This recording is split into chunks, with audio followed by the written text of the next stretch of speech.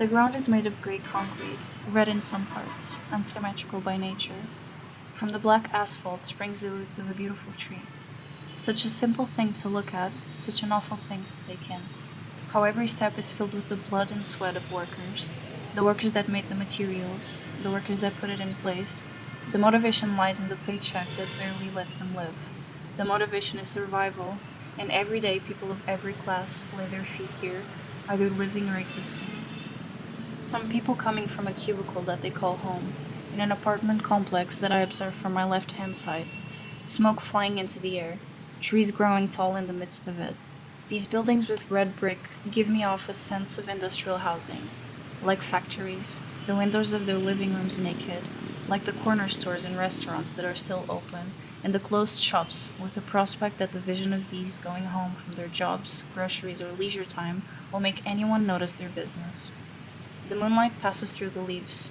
You could almost smell nature from these little pockets of forest all throughout London, but the smoke of the cars and cigarettes surpasses it when entering the nostrils of passerby. Greater London.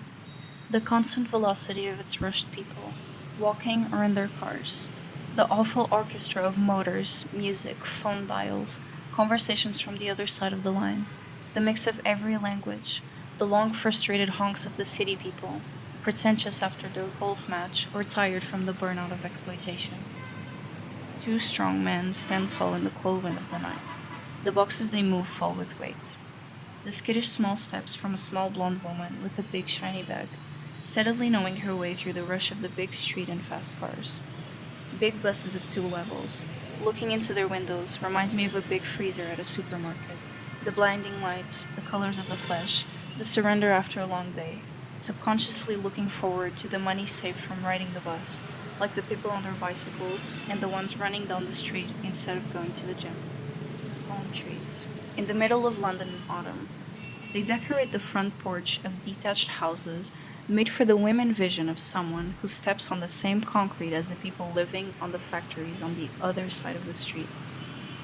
There are ornamented fences and upkept front gardens, but the sidewalks are all the same, gray, dirty, and full of warm-colored leaves, with trash bags open on either side of the bins where they don't fit.